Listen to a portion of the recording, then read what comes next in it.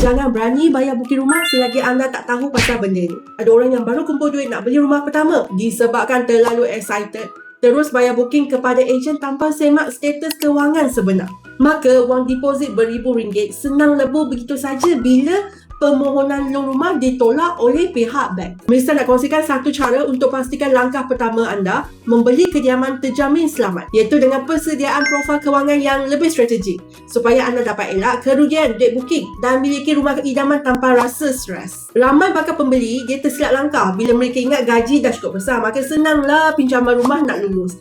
Tapi rupa-rupanya kiraan DSR Bank sangatlah ketat. Bukan senang bank nak luluskan pinjaman. Bila main hantar permohonan ke semua bank, dalam satu, rekod permohonan bertindih dalam sistem. Yang kedua, kalau banyak bank reject, ini boleh menyebabkan bank terus cop profil anda ni macam lebih berisiko.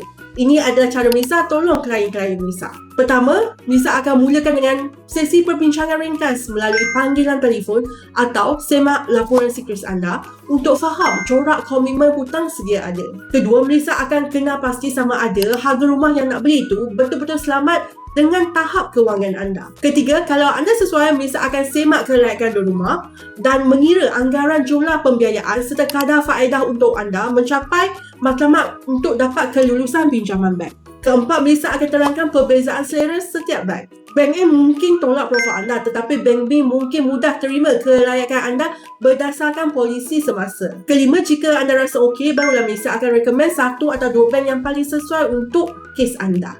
Kalau nak Melissa bantu semak kelayakan sebelum anda tersilap beli rumah pertama, boleh message Melissa sekarang.